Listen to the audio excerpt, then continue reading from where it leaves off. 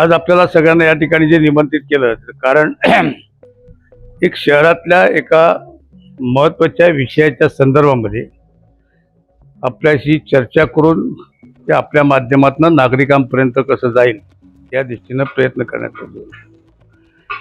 यामध्ये नगरपालिकेचा तो विकास आराखडा तयार झाला, तो 2 स्टेजमध्ये झाला, 18 साली आणि 23 साली। म्हणजे पहिली फेज आली, नंतर मग सेकंड फेज आली। आणि त्यामध्ये गोळकोट भागामध्ये एक सर्वे नंबर 272 मध्ये आरक्षण नंबर 16 हे मराठी शाळा आणि क्रीडांगणासाठी आरक्षण हे अगोदरच्या डेव्हलपमेंट प्लॅनमध्ये सुद्धा ते रिझर्वेशन आरक्षित होतं आणि आता रिवाइज प्लॅन जो केला आहे त्या रिवाइज प्लॅनमध्ये सुद्धा ते रिझर्वेशन त्या ठिकाणी आरक्षणाखाली दाखवलं। तर नगरपालिका ही स्वायत्त संस्था आहे, त्यामुळे नगरपालिकेच्या शहरातल्या जे निर्णय घ्यायचे त्याचा पूर्ण अधिकार हा नगरपालिकेला आहे। आणि मध्यंतरीच्या काळामध्ये ज्यावेळेला त्या ठिकाणी प्रशासकीय राजवट होती त्यावेळेला त्या शाळेच्या बाबतीमध्ये ते आरक्षण बाजूला करण्यासंदर्भातला एक ठराव, तो ठराव नंबर काहीतरी मला वाटतं 242 हा प्रशासकाने त्या ठिकाणी केला आणि माझ्या मते तो ठराव पूर्णतः बेकायदेशीर आहे।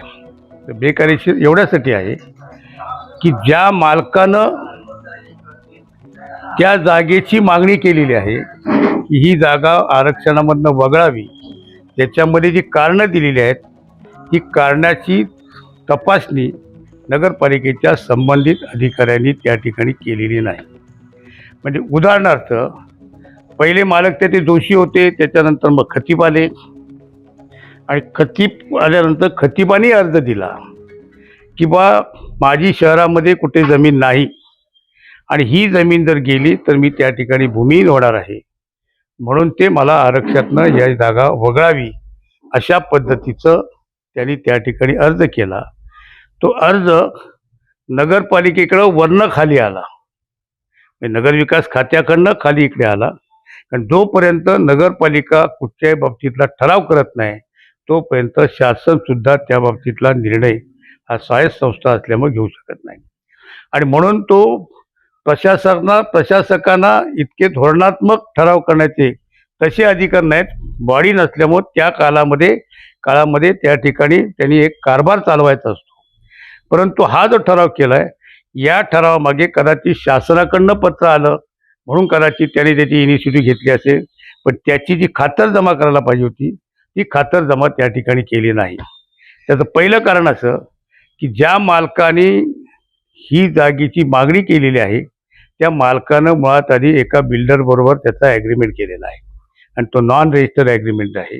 आणि बिल्डर हे सगळं पैशाच्या माध्यमातून ते रिझर्वेशन कसं हटवता येईल या दृष्टीनं त्या ठिकाणी तो प्रयत्न करतोय। ज्यांनी अर्ज केला मूळ मालकानं त्याच्या शहरामध्ये 5 ठिकाणी जमिनी स्वतःच्या मालकीच्या आहे। आता ही खातरजमा त्यांनी तलाट्याकडनं 8चा उतारा घेतला असता तर शहरामध्ये कुठे कुठे त्यांच्या जमिनी आहेत हे नगरपालिकेच्या निदर्शनास आलं असतं, पण नगरपालिकेनं त्या ठिकाणी 8चा उतारा घेऊन त्याची पडताळणी केली नाही, तो भूमिहीन होणार आहे अशा पद्धतीचा तो ठराव त्या ठिकाणी केला। दुसरं त्यांनी असं सांगितलं की बा या ठिकाणी आणखी 3-4 शाळा आहेत, गोळकोट हा भाग कंजेस्टेड एरिया आहे, म्हणजे जवळजवळ 2-2.5 प्रभाग हे एका ठिकाणी त्या ठिकाणी वस्ती आलेल्या आहेत, घराला घरं लागून आहेत, इतर ठिकाणी अपार्टमेंटसारख्या अपार्टमेंट नाहीत। तर त्या अशा पद्धतीची कंजेस्टेड वस्तीमध्ये जी लोकसंख्या आहे ती लोकसंख्या शहरातल्या जवळजवळ 2 ते 2.5 वार्डा इतकी लोकसंख्या त्या ठिकाणी राहते। मग त्या ठिकाणी फक्त तसं विचार केला तर एका टोकाला एक मराठी शाळा आहे तर दुसऱ्या टोकाला दुसरी मराठी शाळा आहे आणि दोन्ही मराठी शाळांना त्या ठिकाणी खेळाचं मैदान नाही। समोरच्या एक बाजूला नगरपालिकेनं मैदान आरक्षित केलं, हे सर्व नागरिकांसाठी केलंय, ते मराठी शाळांच्या मुलांसाठी नव्हे की उद्या क्रिकेटचेही सामने होऊ शकतात, तिथे सीझन बॉलवरती होऊ शकतात। मग सीझन बॉलच्या ठिकाणी जर मुलं खेळायला गेली आणि एखाद्याच्या डोक्यामध्ये बॉल लागला तर त्या ठिकाणी निश्चितपणे आपत्ती होऊ शकते। म्हणून शासनाच्या नियमाप्रमाणे प्रत्येक शाळेला त्या ठिकाणी क्रीडांगण असलं पाहिजे, परंतु त्यावेळेच्या काळामध्ये ह्या शाळा निघाल्या असल्यामुळं त्याला नागरिकांची सोय करायची होती, म्हणून एक कंजेश्वरी मंदिरच्या जवळपासची शाळा आणि एक भोईवाडीच्या पलीकडच्या बाजूला एक शाळा, ते 2 मराठी शाळा आणि बाकीच्या शाळा आहेत ह्या उर्दू माध्यमांच्या शाळा आहेत. काय त्यामुळं या मराठी माध्यमांच्या शाळेच्या मुलांना त्याचा काही उपयोग होणार नाही, अशा पद्धतीची परिस्थिती त्या ठिकाणी आहे.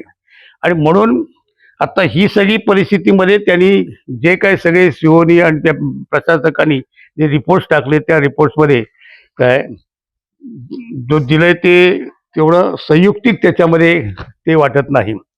आणि म्हणून माझं म्हणणं असं की आता अंतिम ह्याच्यासाठी ज्यावेळेला नगरपालिकेच्या मुख्य सभेसमोर आले, त्या मुख्य सभेनं सुद्धा एक चांगला निर्णय घेतलाय की अभ्यास करण्यासाठी त्यांनी त्यावेळेच्या सभेमध्ये त्याचा कुठचा निर्णय न घेता तो स्थगित ठेवलाय, म्हणजे पुढे कधीतरी त्याचा घेत आहेत.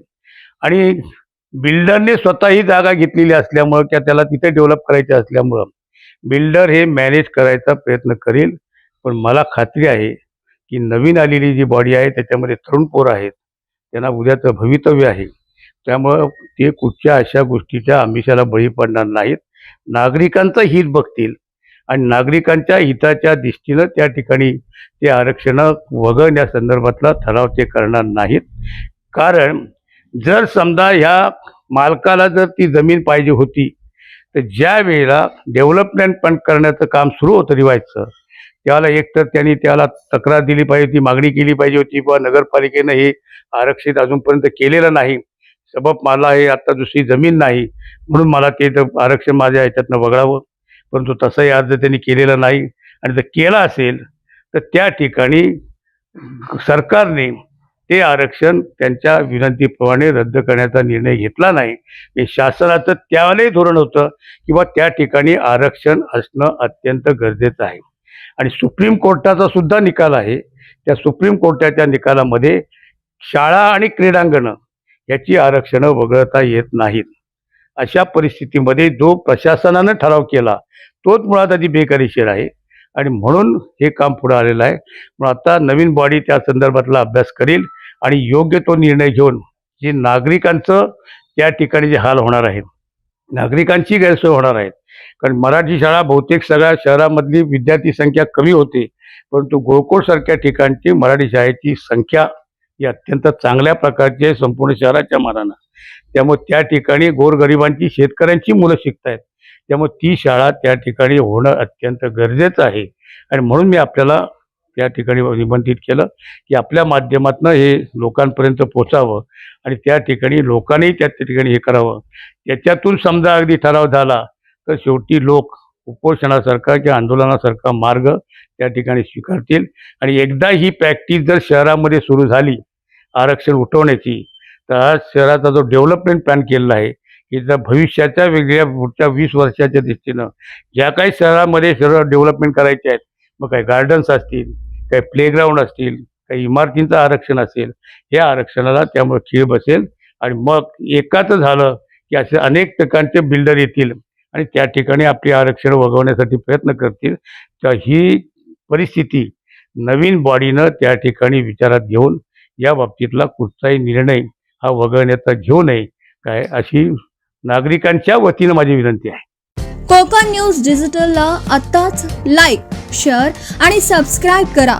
बेल आयकॉन दाबून सर्व अपडेट्स सर्वप्रथम मिळवा.